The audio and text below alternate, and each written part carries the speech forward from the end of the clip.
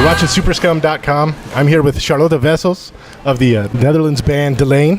You're a few dates, or I guess actually closer to midway into your first U.S. tour. How's the tour gone so far? It's been really good for us. We've had a lot of positive surprises. I mean, when you go as a supporting act, you never know how much of the tickets were bought for you. So basically, you have no idea how many people actually know you or don't. So it was a really good surprise for us to see, everybody in the audience singing along. And this was our first U.S. tour. So so we know now that we actually, have a lot of fans around here, and it was just lovely to meet them because we go out into the venue or into the streets or wherever after the show to meet everybody. It was, a warm bath, really. A few months ago, you released the video for "Are You Done With Me?" What was the process for choosing this video? You really want to know? Well, actually, we made two videos, and it was kind of complicated to find the right video for this song. In the end, we were able to get footage from our performance at the Forte Festival. Forte is a relatively new festival in Holland, but it's growing very, very soon. It's really a name to remember because it's so great. So we were really happy to use the footage from that festival and tie a little story into it for the video of Are You Done With Me? Are You Done With Me is on your latest release, Interlude, your first release on Napalm Records. Does this album function as the name suggests? Yes, it does. It does. Because what happened is at one point we had just a lot of material, like songs that we had written but not really recorded, and we had covers, and we had lots of live versions, and if you have just a few, you think, okay, maybe we'll take them to a next album. But since all of these tracks, since there were so many, and since they were really tied to our previous records, we thought they really deserved like an album of their own. And that's what we did. So we recorded, re-recorded, revamped some of the stuff, and made it sound like one record. And it also feels good to be able to start with a clean sheet for the next record. So earlier this year, you had the opportunity to headline the Dames of Darkness Festival. What was this experience like, and what were some of the highlights? The Dames of Darkness Festival, it was really, really nice. I mean, the UK is a really, really great place for us to be. We have a lot of fans there, and this being just like Metal Female Voices Fest, it's one of those places where people come together, and this is a smaller festival, but like a really relaxed atmosphere. Everybody hanging out together basically, and having a good time. How did the band transform from a musical project featuring guest musicians to the live band it is today? Well, Martijn, our keyboard player, who is joining the tour tomorrow, he started to write the music for this band, and he basically had almost the whole first record together when we met. And back then he had some health issues, and that's why he thought that he couldn't be in a live touring bands. So back then I worked on the lyrics for the first record and did some vocal lines, and in that process the choice was made to actually have me sing some of the songs on the record instead of just having guest musicians. And when the record was done, we were all really happy about it, and maybe that positive energy also helped him get better. But eventually we made the choice to get some to form a real band, get musicians together that could get DELAIN touring.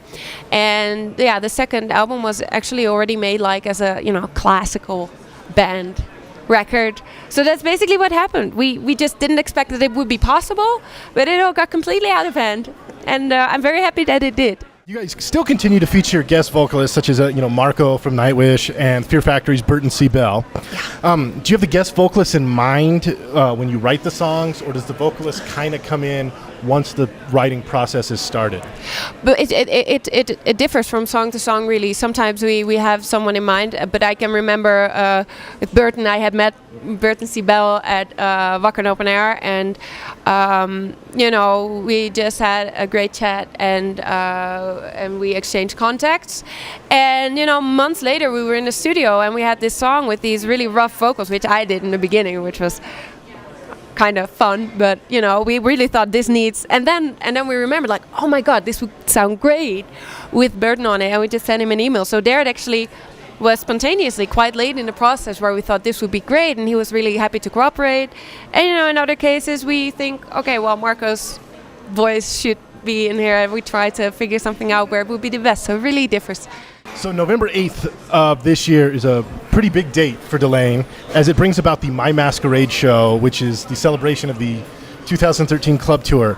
How did the idea come up to create this special event, and what can you tell us about what will be happening at the event? It will be lots of fun, basically. We thought of the My Masquerade theme because we always try to do like one special gig at the end of like a club tour, and we've done this for our previous records as well, so we wanted to do that now again. And what we thought is basically we want to have the audience itself make up the theme and the visual aspect of the night. So we thought of the My Masquerade theme, and this is going to run through the night, and we're going to have special guests, we're going to have special effects, and we're going to play some songs that we don't normally play, and we're going to ask everybody to dress up.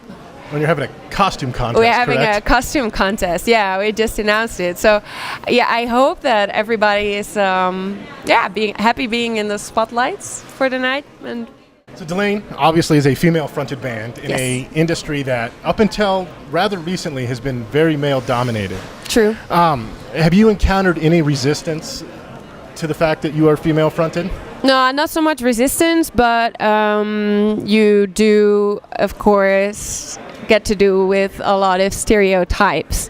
And these are not necessarily metal stereotypes. They are stereotypes that I think they go for the entire music business, maybe the entire world, but there is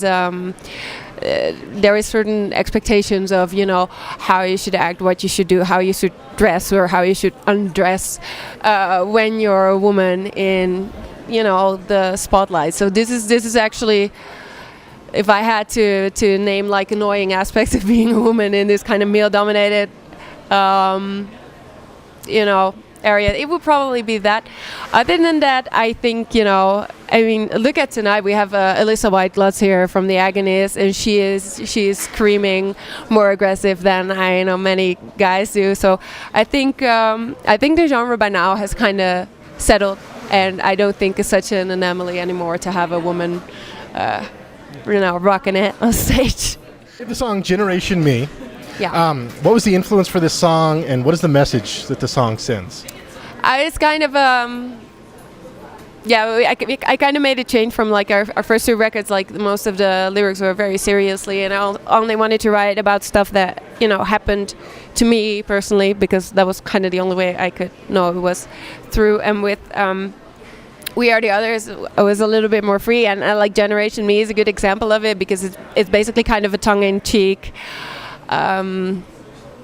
critique on this Facebook generation, which basically it's like everybody does self-branding these days, and I'm used to myself doing self-branding now, because being in a band is, it's not really romantic, but in a way you are a brand and there is marketing. But to see that 11-year-old, everybody is marketing themselves and seeing which angle is the best angle for my face and which Instagram filter looks best on me, I think it's kind of revolting.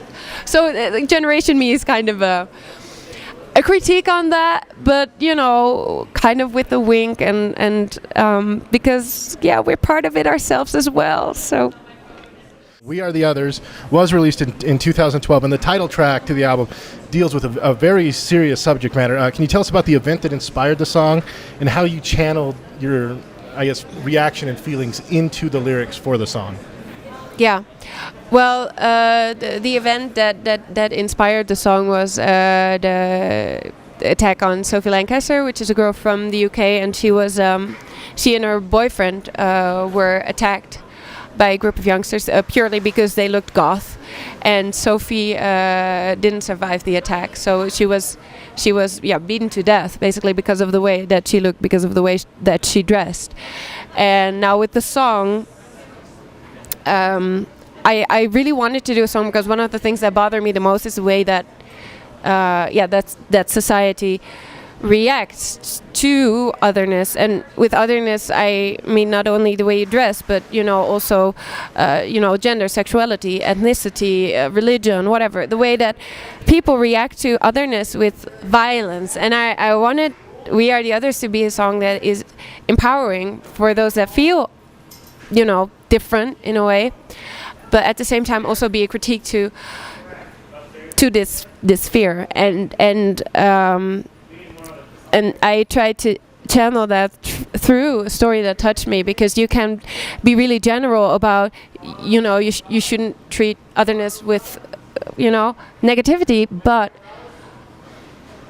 an example makes you feel it. And I remember how I felt when I heard about Sophie, being, in Holland actually, there's not so much aggression towards goths and alternative styles, but of course, being from the goth community yourself, the story hit very close home. And I called the Sophie Lancaster Foundation, and I talked about, we have this song, and I basically just wanted their permission, because for me it was a very scary step for the first time not to talk about me, but talk about somebody else, or not talk about me, or not talk about some general stuff, but to talk about this really real girl who died, who still has real family, who still has real friends, who still really, really miss her. So I basically just wanted the approval of those people. And the most beautiful thing happened. The girl who picked up the phone, who works at the Sophie Lancaster Foundation, she had actually been to one of our concerts in the UK a few months before, and she was really happy about the song. And she was a really good friend of Sophie, and she appeared in the video for We Are the Others as well. And we got a lot of response, like a lot of positive response from people who actually felt that the song did something for them. So it's like the most amazing thing that could have happened, and from such a tragic story. I still shouldn't think about that too much, and then again, also it. Sorry for rambling on, but because this is of course not an isolated incident. It's not like Sophie's stories is the only tragic story in the world, but I guess for a lot of people it had something that they recognized, or that they. It's a real spearhead to a real problem. Exactly. I think is what it is. Yeah. The video for We Are the Others features the radio version of the song, yes, and it has a very, very powerful message to it. How did the concept and decision to make, the changes to use the radio version of the song and the concept for the video come about? Well, we have made several versions of the song. This is actually a song that has been rewritten the most on the record, and that's mostly because also the lyrics have been rewritten like many, many times, because you want to be sure. And the song itself, we made several arrangements just because we couldn't. We just wanted it to be spot on, and in the end, we had several versions which we really liked. We had one version be the album version, and then for radio we had this version with more poppy guitars and stuff. So we chose that one for the radio version because it might be more appropriate. And we have the ballad version, and I think in both the album version and the radio version, it is more like the positive message which stands out, because it's upbeat, it's happy. On stage we'll be jumping to that songs, which for me always feels really weird, and I always have to focus on what I'm singing, because I don't want to be too happy while singing that, but then the version on Interlude, which is the ballad version, is actually more, I think it leaves more room to the story of Sophie. I don't know why, because it's the same words, but for me it feels like there's two sides to the story. There's the criticism and there's the celebration. And I think in the live version it's more the celebration, but I think the other version, has a right to be there too. I think, the video ends with everybody in it holding up a sign that says "I am Sophie." Yeah. And I think that's what the connection is. I think for many of us, we are Sophie. Yeah. And many times in our life. What does the future hold for Delain? Well, right now we just we're hoping to see the next shower, the next stage, and the next gigs in this USA tour with Kamelot and Eclipse, and after that we'll head straight back to the writing table for our new record. We've got a month of writing ahead of us, after which we'll go into the studio, and we hope to release our fourth studio album really soon, early 2014. Hope so. Don't pin me on that one, but yeah. And we're going on tour with Within Temptation in 2014, and we've got a lot of great stuff happening, and we just want to continue writing music and touring. If you have any messages you want to send to your fans or anybody, feel free to do so. Okay. Well, I basically want to thank everybody for their support.